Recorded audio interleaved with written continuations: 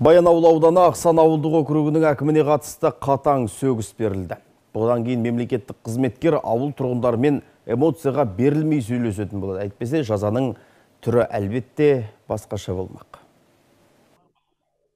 Әдеп жөніндегі кеңесте Ақсан ауылдық округінің әкімі Кенжебек Дүйсенбаевқа қатысты іс қаралды. Ол жергілікті тұрғындармен кездесу кезінде дөрекі мінезін көрсеткен. Бейнежазба әлеуметтік желіде тарап кетті. Неше жыл сұрақ келе жатыр. Халыққа сендірдеме. Халыққа сендірдеме. Халыққа сендірдеме.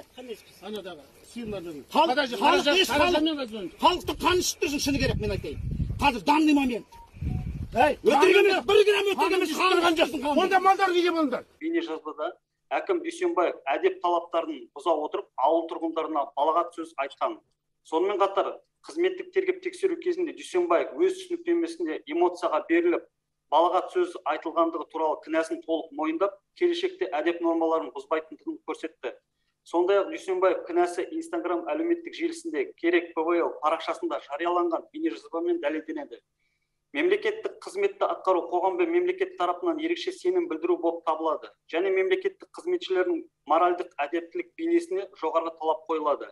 Жоғарғыны ескеріп, Дүйсенбаевтың Қазақстан Республикасы мемлекеттік қызметшілердің әдеп кодексінің 6 тармағының 1, 4, 5 тармақшаларындағы қарапайым болу, жалпы бірдей қабылданған моральдық әдептілік нормаларын сақтау, азаматтармен қарым-қатынаста әдептілік таныту, дөрекілік, қадір-қасиеттік кемсітпеу, өздерінің әрекеттерімен және мінез-құлқымен олардың тарапынан сынға себепкер болмау талаптарын бұзғандығы анықталды.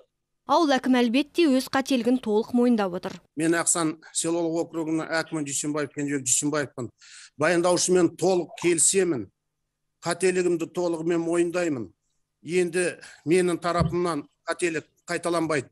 Сіздерден кешірім сұраймын. Жаңа шешім шығарған кезде объективті шығаруларыңызды сұраймын. Осылайша кеңес мүшелері Ақсан ауылдық округінің әкімі Кенжебек Дүйсенбаевқа қатаң сөгіс жариялауды бір ауыздан қолдады. Самал Қалиқызы, Ертіс ақпарат.